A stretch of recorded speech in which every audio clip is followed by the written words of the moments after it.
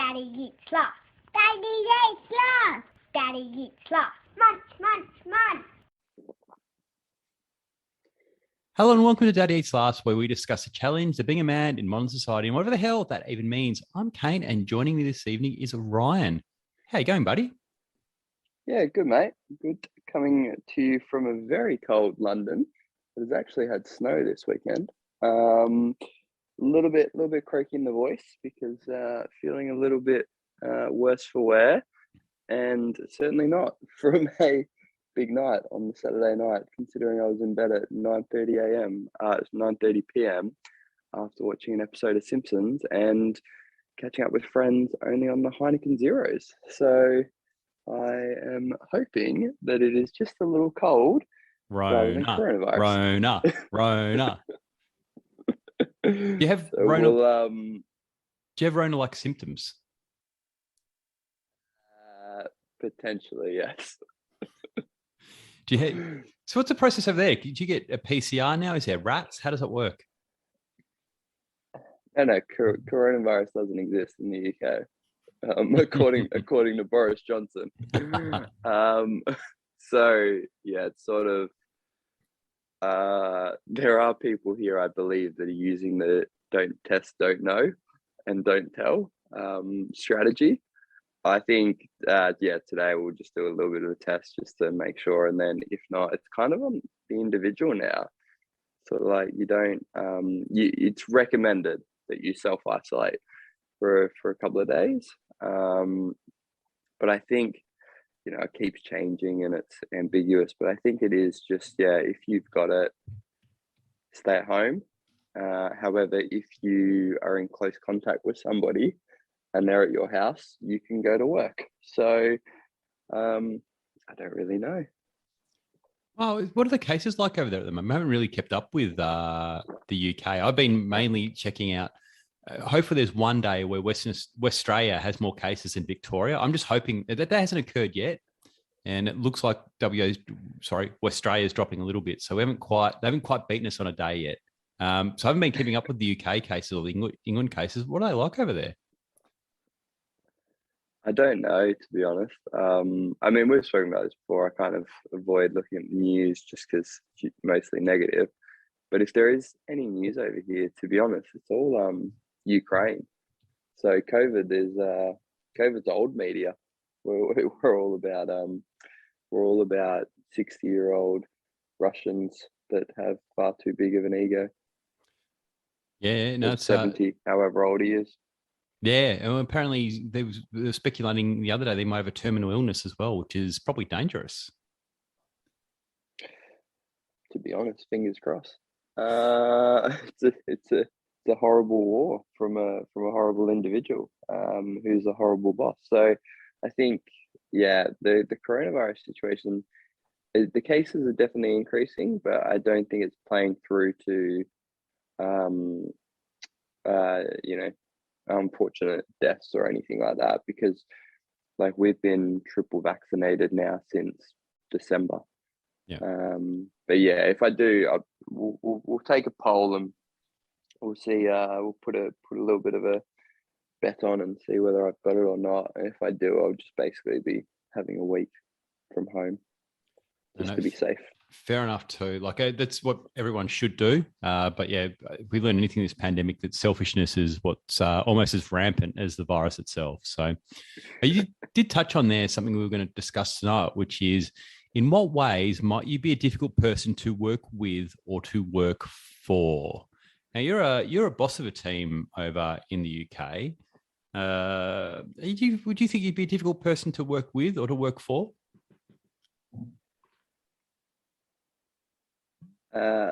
Very good question. I think in some sense, yes, but I would hope not in a bad way. I'll kind of elaborate on that. So in some sense, I would be difficult to work for because I do have quite high standards and I am quite, shall we say, competitive in a sense that I want what we're doing. I mean, we've spoken about this before in that, like, I do see business like a sport. And I think if you're doing it from a good set of vision of what you're trying to do, if you're doing it from a strong impact base of like, what are you trying to do? I'm fortunate enough, like I work in healthcare, so that's pretty easy to marry and go. We want to help more people. We want to make it easier for people to get access to care. We want to do a variety of things. So in some sense, yes, because I have probably high standards and like to get things done and get things done very quickly. But I think, so there would be some of my team that would say difficult to work for, in the sense of at times it can be full on. But I think also coming from the healthcare side of things, and that we do, I'm a massive believer in like, it's no point if you're not celebrating the wins. You know, when you are kicking goals, make sure that the team's really getting the praise, not you as a boss. And really like pumping people up like you would in a good sporting team and all those kind of things. So I think, you know, we do a lot of corporate testing and employee satisfaction and all that. And luckily my teams are all very happy. And they actually enjoy being on teams that really feel like, you know, the work that they're doing matters and the work that they're doing is getting stuff done. So that's really positive, and I get really good feedback for that. But yeah, I think the one part that would be tough is that it is quite high standards. One of the things you mentioned there actually brought up a quote, an Andy Warhol quote, actually.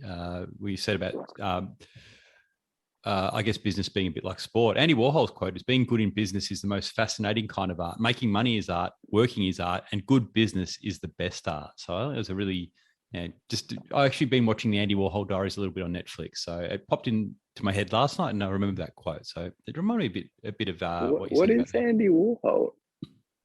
Andy Warhol is, I guess you call him a pop artist. You ask TK, TK will definitely know. Actually, when I was in the UK many a year ago, I actually visited a little Andy Warhol exhibition over there. So when you see some of his art, you recognize it. So he was sort of big through the 70s and 60s, 70s and 80s. Before your time. Awesome. I might have to check that out. Yeah, before my time, I might have to check that out. But yeah, I mean, I'd like to think that I completely agree with that. I think there's a real finesse to it. And I think if you get, you know, as a boss per se, I mean, I hate the word boss for starters, but I think if you as a leader get people to buy in on like something that you want to achieve and they're keen to do that, then you can get that energy, you can push them a bit harder, you can get those higher expectations. But I don't think I do it in a way of being political or an asshole just in general. I can be quite direct, but not an asshole. And I think there's a very fine line that you really need to be careful of when you are a boss per se. Yeah. We're working with, like, before boss times, when you were just slumming it as an employee, you know, with fellow employees working alongside you, would you have been hard to work with or to work for somebody else? It's a good question. It's been quite a while since I have not been in a leadership role. But I think even, you know, in a leadership role, you're still surrounded by executive peers and all that kind of thing. I think working with, I'm probably might even be easier to work with than for. And I think there's a real blend anyway, because I kind of look at it as well with like even that, like I said, I hate that boss title, because I think no matter what, whether it's you know, receptionist or call center person through to the CEO, you're working with everyone, regardless of like what kind of position you are. But I think working with, I think quite good to work with, because I hate workplaces where you don't have a bit of fun. I hate places where you take yourself a bit too seriously. I hate the hierarchy and pompousness and political bullshit that can come with some workplaces, and that's probably why I really hate the word boss. And then equally with that high standard situation, it's like I will have an expectation of really high standards for my team, but I will have even higher ones for myself.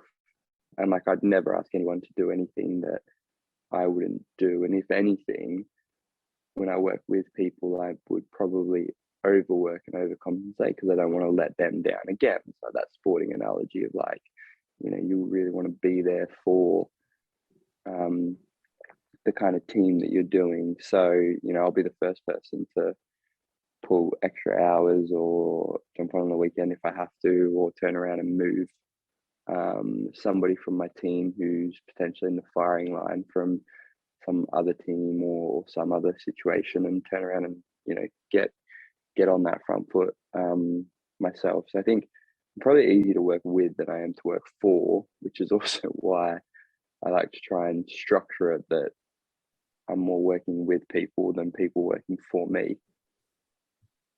Yeah, it makes some sense. I think from my perspective, I wouldn't have been good to in various times. I wouldn't have been very good to work with. I was fluent in sarcasm when I used to be a younger accountant. So No, I never. know.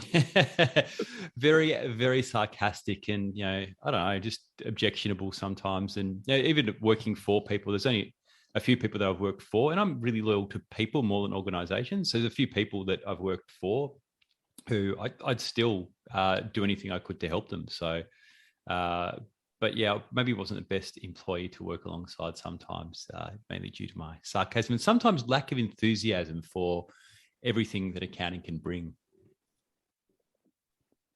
I think, yeah,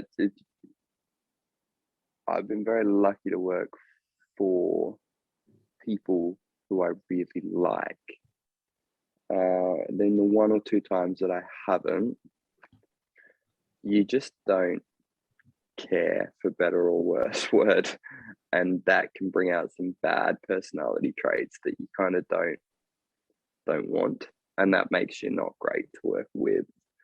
But I mean, I see it all the time with people. Like, there's a really good saying that people don't leave organizations, people leave managers. Mm-hmm. Now, I think that there's a little bit of an element because, you know, there's still people leave organizations even with great managers with for a variety of reasons, but those reasons have to be pretty macro. But people will walk out of a bad manager in 2 seconds.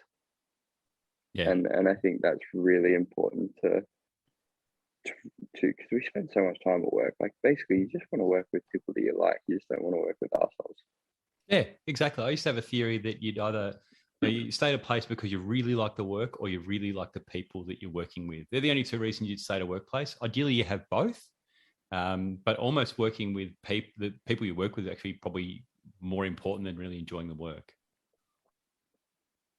Yeah, I've seen a lot of people that don't really like their job, but they love who they work with, and they therefore really like their job.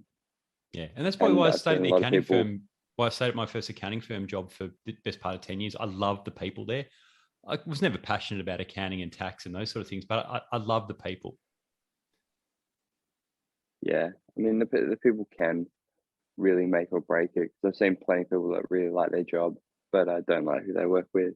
But at least they're in the right space, and I think, yeah, ultimately, if you can work with people that you like, it just makes everything much easier. And also, if you are, I think if you're lucky enough to be a quote unquote boss, I guess, just don't be an asshole. Mm. That's I think that's actually one of the hardest things to do as a boss, because it is very, very easy to get caught up in the title, the responsibility, the stress, the whatever it happens to be. People are still just people, and like, I remember meeting a very, very senior person and being quite intimidated by that. And then a friend said, just remember, they've still got a football team that they like to watch on the weekend, just like you do. And it just really humanized and went, hang on, yeah, that is still a person. That's good. Yeah, absolutely right. I guess with regards to would I be a good person to work for? I don't know. It just depends. I am probably I would say I'm loose with regards to this sort of stuff. I'm very much from maybe the Jim Collins school of thought, which he wrote Good to Great and Great by Choice and books like that. To me, it's all about getting the right people on the bus and kind of working out where the bus should go. And then it's going to go to saying to the people on the bus, just do whatever you want to get us there. I'm very sort of free and easy with regards to, how people do their work. So that is, I guess, because I like the same thing. When I was given some freedom when I worked, I reacted really well to that. So I'm maybe not the best with regards to providing structure and instruction to people. I'm like, okay, this is the result we need. How do we best go about doing it? And just leave it to people. And some people really thrive under that, and some people don't. And there's been times where I've had to kind of put a bit more structure in place and instruction for some people. But my default operating system is, hey, as long as this is the work, just get it done however you need to. Yeah, I think it's identifying the people that thrive on that or don't thrive on that. Because I'm pretty like that as well. And maybe it's just comes back with a bit of a laid back culture. But you're Australian, they don't open the borders. Well, you don't need to put any structure when you don't need to handle anything. But I think I've found that moving from working in more regulated spaces, I've had to bring in a lot more structure, like healthcare and financial services, just because there's usually a lot more people that thrive on structure in there. But you want to have a little bit of, I love that quote that you said earlier about the art thing, because you want a little bit of flex and you want a bit of creativity so that the person can bring themselves and their flair to it. I think if you let people do that, you're much easier to work with, and if people see you doing that and having a bit of fun with it and that kind of thing, it just softens the whole experience. It's much like parenting as well. You really need to model the behavior you want your kids to adopt. So yeah, it applies in business and work and in the workplace, and also applies at home with kids. It really helps if you actually model the behaviors that you want them to pick up. Yeah, I mean, there's nothing worse working for somebody, and I have had this before, where they will say one thing and expect you to do one thing, and then you just watch them do the complete opposite, and you're just like, oh, it's quite hypocritical here. Yeah, that's a bad trait in any sort of manager as well. Hypocrisy, or that sort of thing. I can't cop that. Yeah, that's the one to avoid, and I think it's just finding, like, setting yourself up and surrounding yourself by people that you like to work with, but it is also work, so you shouldn't be, BFFs the whole time, and sometimes you will have to have difficult conversations and disagreements, and that is where structure comes in, and sometimes you have to go, look, I acknowledge that, but we're doing this, and we all need to be on board with that. But I think by and large, taking that sporting and art analogy, and that set up an environment so that you can create something for people to win in and feel good about themselves. And I think you become pretty easy to work with and for. Absolutely. I reckon that's a good place to wrap up. That's a great piece of advice to end on for this evening. Remember to subscribe to Dad Eats Last on iTunes. If you haven't already, and while you're there, please leave a review. Also, tell your mates about the podcast, especially if they are guys. Most of all, thanks for listening. And we really do hope that Ryan and TK have not caught the Rona, as we'll be back next week for another episode, or should I say serving, of Dad Eats Last. How's that for a dad joke? Catch you next week. Bye-bye. Bye-bye.